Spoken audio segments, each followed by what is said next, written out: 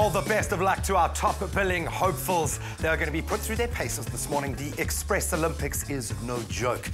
Now, we might have called it on Friday last week when I was pressing Andre Pollard about the possibility of signing with a big team. Well, it came through yesterday. It is confirmed he has signed with the Blue Bulls. So we wish him all the best of luck on that venture. But of course, a huge amount happening in the local rugby front. Craven Week has arrived, and there's also a massive interest on netball down here in the Cape this weekend as all the best players from the top universities in the country descend, and that's ahead of the best players from all the top universities across the world coming down to do battle in the World Universities Championships.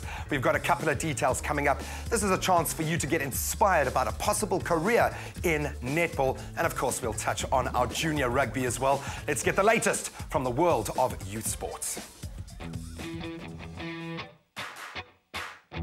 The Under-13 Craven Week played in Bloemfontein ended on a high with the showdown between the Blue Bulls and Western Province. So we have to congratulate the Blue Bulls on taking that encounter 19-8. The scores were settled though as Western Province beat the Blue Bulls on the final day of the 2012 LSEN Craven Week, played at the University of Johannesburg.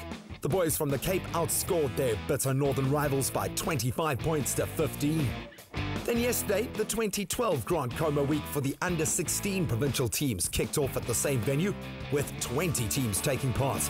We also kicked off the Under-18 Academy Week, which serves as a curtain raiser for the annual Coca-Cola Craven Week, which of course commences on the 9th of July. Now for some schoolboy rugby.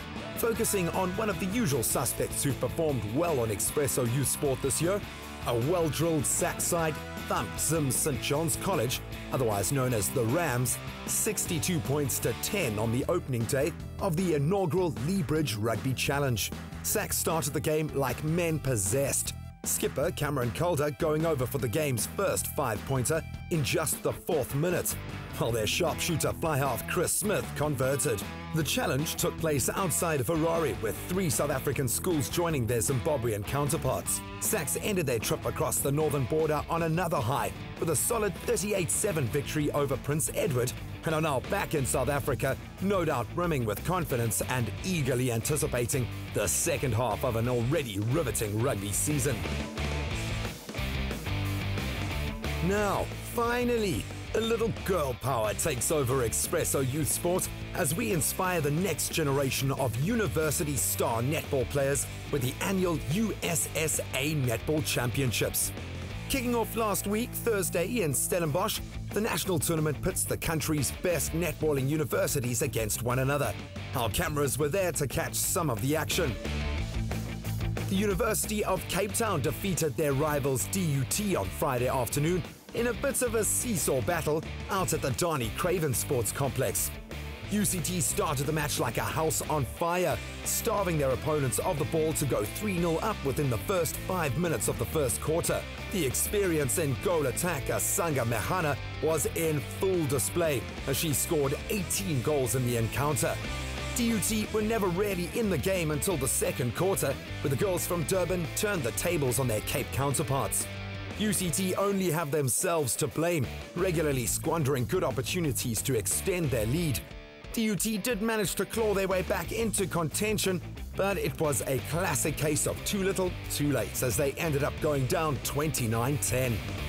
UCT's captain Lisa Mbobo explained the importance of tournaments like this for South African netball. South African players get selected from these kind of tournaments, so you have a lot of exposure by participating in these tournaments. You also have opportunities with your club to join, your provincial teams as well, which gives you exposure, and you can go further and play on a national level as well. The Super League matches are always a major highlight, with the University of Pretoria being strong favourites to win the trophy at the end of the tournament. Six head coach Jenny van Dijk was ready for the challenge ahead, with 3 grueling days of play still to go. It's such a great challenge. It's the best challenge in South Africa, this university challenge for me as coach. And to take that home with you, it's just pure bliss and satisfaction. And then you start working again. The National Varsity Championship was also serving as a curtain raiser for the inaugural International Universities Championships that began in Cape Town yesterday. SA University's captain Marika Holzhausen explained how even high school girls who are netball enthusiasts should get involved if they are to make a career from doing what they love.